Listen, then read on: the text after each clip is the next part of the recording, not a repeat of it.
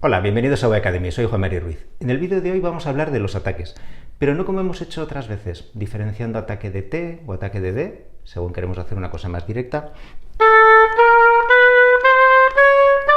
o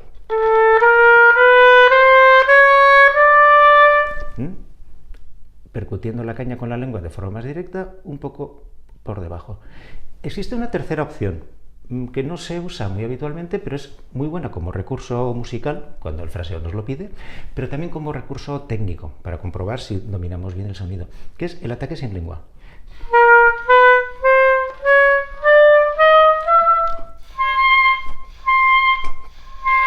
Por ejemplo, en el agudo nos puede dar un efecto de que la nota viene de más lejos en lugar de correr el riesgo de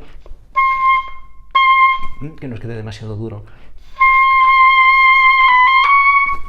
Pero para esto es imprescindible que tengamos la colocación de la nota muy bien interiorizada, la presión de aire que necesita, con ello la velocidad.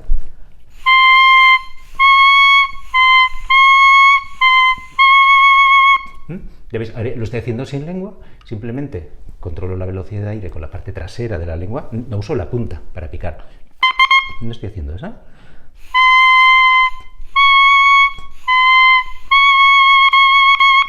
Y de esta manera elimino ese ataque que me puede distraer del movimiento de la lengua para asegurar esas notas agudas, porque a veces nos simplifica demasiado, falsamente,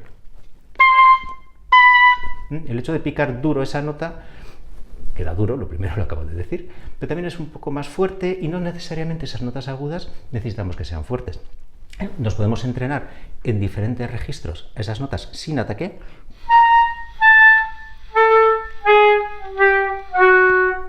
O como vimos en un vídeo de hace ya un par de años, explorar el límite del sonido, dónde empieza a sonar y dónde no, ese mínimo cambio de velocidad de aire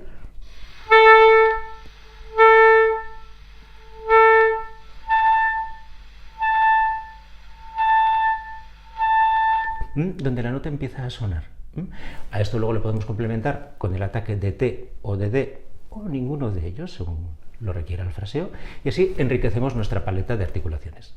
Seguimos la semana que viene.